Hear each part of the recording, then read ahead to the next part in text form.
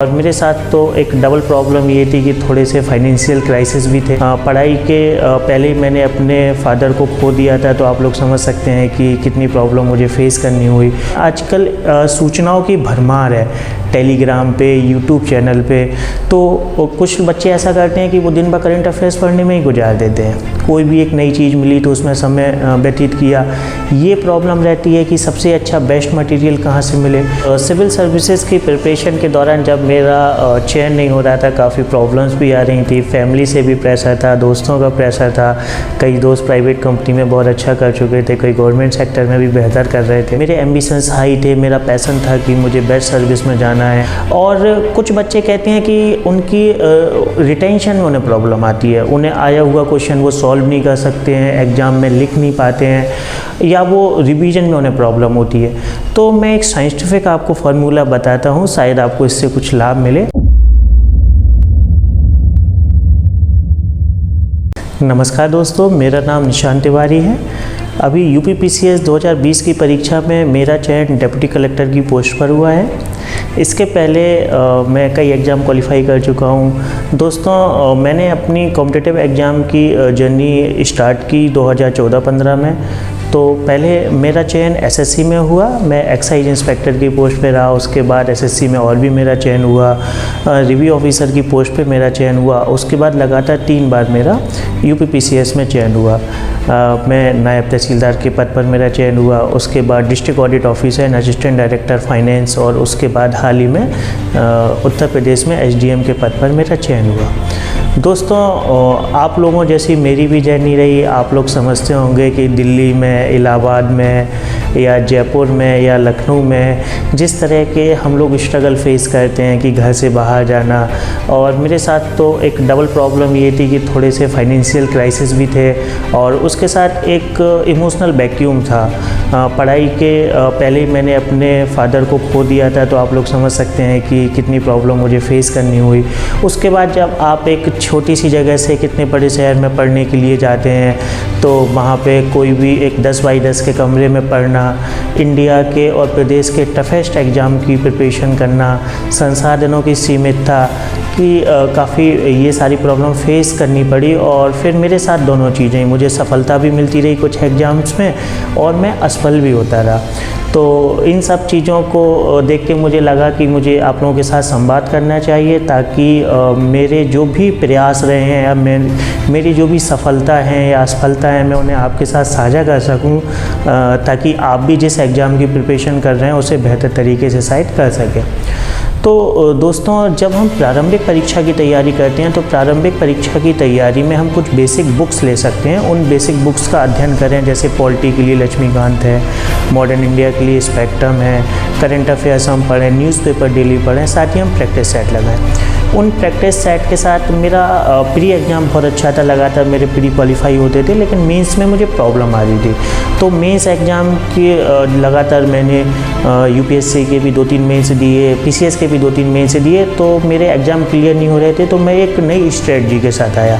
नई स्ट्रेटजी के तहत मैंने क्या किया कि मैं डेली उठ के, जैसे ही प्री एग्ज़ाम हो जाता था, मैं डेली आंसर राइटिंग करता था। तो आप लोग अपने आंसर राइटिंग करिए, और जो भी आपका पीयर ग्रुप है, जो भी आपके सीनियर्स हैं, उनसे चेक कराइए। कोई अच्छी आप टेस्ट सीरीज ज्वाइन कर सकते हैं। उसके साथ जो आपका ऑप्शनल सब्जेक्ट है, तो ऑप्शनल सब्जेक्ट पे आप विशेष ध्यान दें। जैसे मैं अपने समय को 3 भागों में बांट लेता था। एक में मैं ऑप्शनल सब्जेक्ट पढ़ता था, दूसरे में मैं सामान्य अध्ययन की तैयारी करता था, और तीसरे भाग में मैं जो करंट अफेयर्स वाला पोर्शन है, हम देखते हैं कि करंट अफेयर्स प्री में, मेंस में, इंटरव्यू में बहुत महत्वपूर्ण भूमिका निभाती है।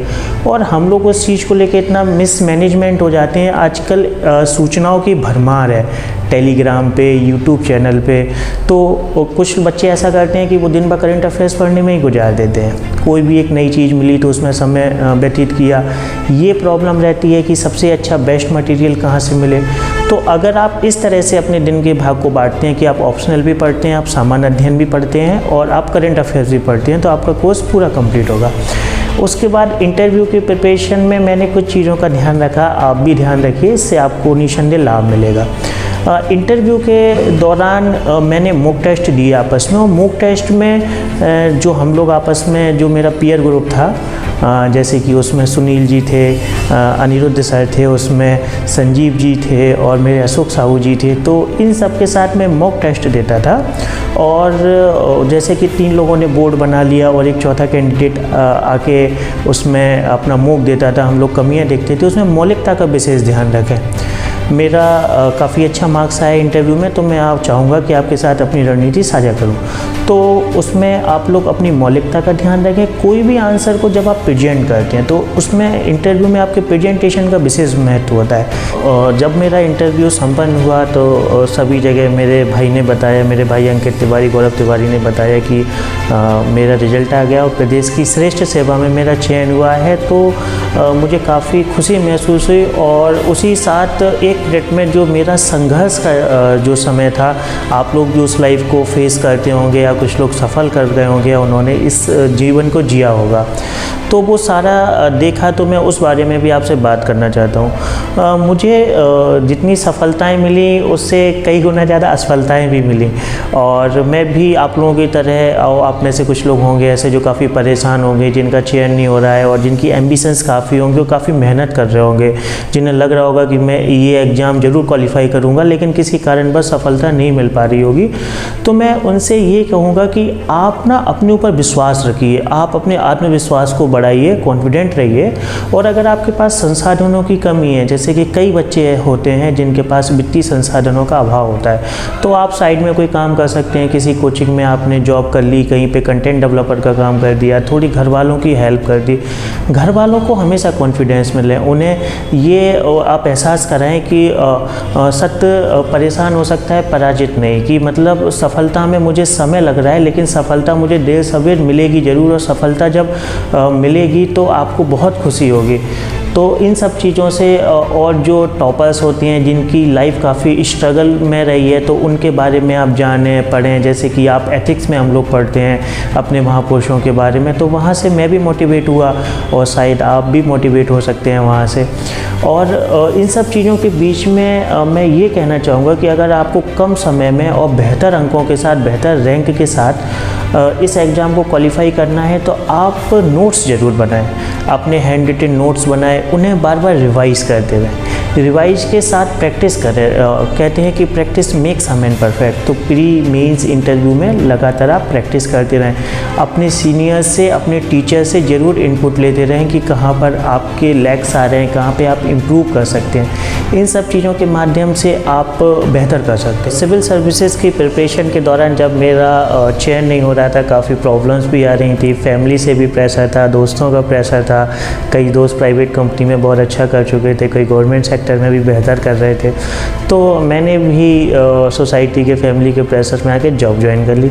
जब मैं जॉब कर रहा था तो एक बड़ी विचित्र सी स्थिति आई। मेरे एम्बिशंस हाई थे, मेरा पैशन था कि मुझे बेस्ट सर्विस में जाना है, और मैं कुछ कर नहीं पा रहा था। ऑफिस का काम इतना था, प्रेशर इतना था। तो मैंने अपने समय को मैनेज किया कि जैसे जब आप ऑफिस जाते हैं तो ऑफिस जाने के पहले आप लगभग कोशिश करें कि 4-5 घंटे, जैसे 10 बजे से आपका ऑफिस है तो आप सुबह 5 बजे उठ जाएं। 4-5 घंटे आप सुबह पढ़ लें, और शाम को जो 2-3 घंटे आपको समय मिलता है वो करें। और आपकी जो जॉब है, जॉब के साथ कुछ दायित्व होते हैं, उनके साथ बिल्कुल भी कंप्रोमाइज़ नहीं करें, आप अपने जॉब में भी बेस्ट दें।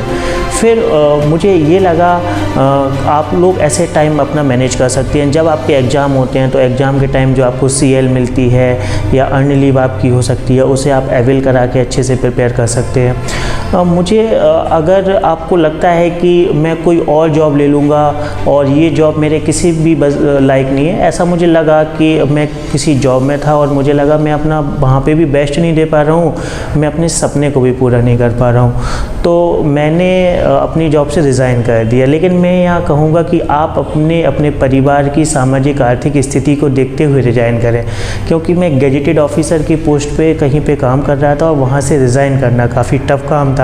सब लोगों ने कहा कि आप रीथिंक करिए जो आपने सोचा है रिज़ाइन करने के लिए, लेकिन मुझे लगा कि ये बेस्ट है और मैं कॉन्फिडेंट था कि मेरा दूसरी जगह सिलेक्शन हो जाएगा। लेकिन सारी चीज़ें हम लोगों के हाथ में नहीं होती हैं। जैसे ही मैंने रिज़ाइन किया, कोविड आ गया। कोविड आया, लॉकडाउन लग गया और लॉकडाउन लगने की वजह से एग्ज़ाम ही नहीं हुई।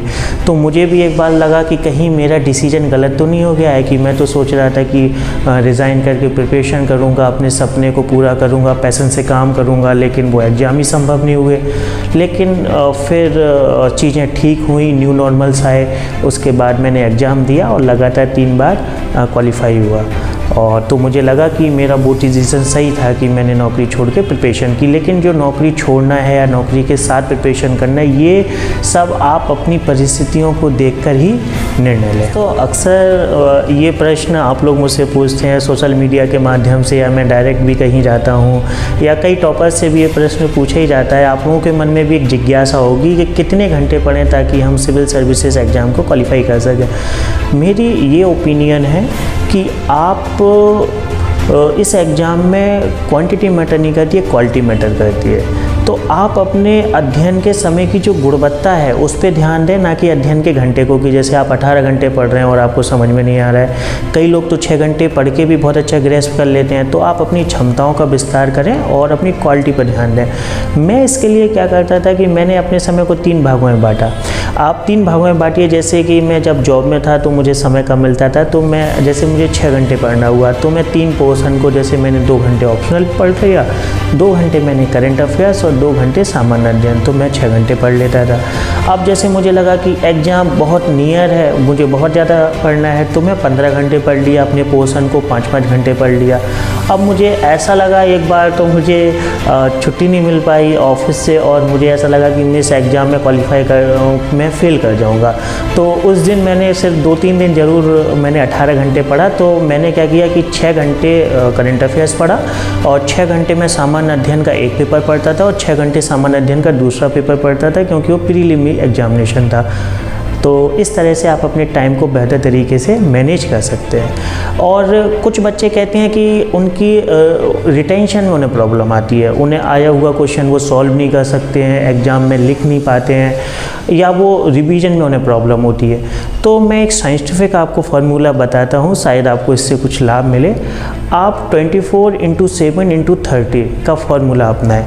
आप जो भी पढ़ते हैं उसे 24 घंटे में रिवाइज करें, क्योंकि इस एग्ज़ाम का सिलेबस बहुत बड़ा है। अगर आप रिवाइज नहीं करेंगे तो तुरंत आप भूल जाएंगे।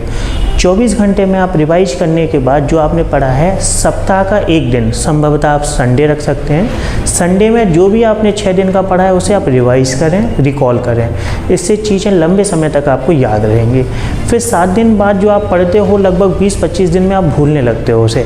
तो आप 30 दिन, जो मैंने 24/7/30 का फॉर्मूला बताया, कि 30 दिन बाद, मतलब महीना में एक दिन, जो भी आपने महीने में पढ़ा है वो आप रिवाइज करें। अगर इन सब चीज़ों को करते हैं तो निसंदेह आपको बहुत ही फ़ायदा मिलेगा और आपकी सफलता की राहें आसान हो जाएगी। मैं आपसे ये कहना चाहता हूँ कि जब हम लोग प्रिपरेशन करते हैं तो उस फेज़ में सिर्फ 24 घंटे हमारे साथ किताब होती हैं, हमारे खास चुनिंदा दोस्त होते हैं। तो हम लोग जो एक्स्ट्रा करिकुलम एक्टिविटीज़ होती हैं, जो हॉबीज़ होती हैं, उनसे कट जाते हैं। तो आप कोशिश कीजिए कोई ऐसी हॉबी डेवलप कीजिए जो आपके व्यक्तित्व में निखार लाए, साथ ही साथ आपकी नौकरी के लिए और देश और समाज के लिए भी लाभदायक हो। जैसे कि आप प्लांटेशन का काम कर सकते हैं, कोई बुक रीडिंग का काम कर सकते हैं। मैं आर्टिकल वगैरह लिखने का काम करता था, जिससे कि मेरी जो राइटिंग हैबिट है वो राइटिंग हैबिट मेरी डेवलप हुई, और साथ ही साथ इसमें अच्छा लेखन हुआ, मेरे अच्छे विचार आते थे। तो इस तरह का आप कोई प्रयास करते हैं। और एक मेरे साथ क्या पॉजिटिव था कि मेरे एक्स्ट्रा करिकुलम एक्टिविटीज़ अच्छे थे। जैसे कि जब मैं स्कूल में था, कॉलेज में था, तो मैं स्काउट गाइड करता था, और स्काउट गाइड में मुझे देश का सर्वोच्च पुरस्कार, राष्ट्रपति पुरस्कार मिला।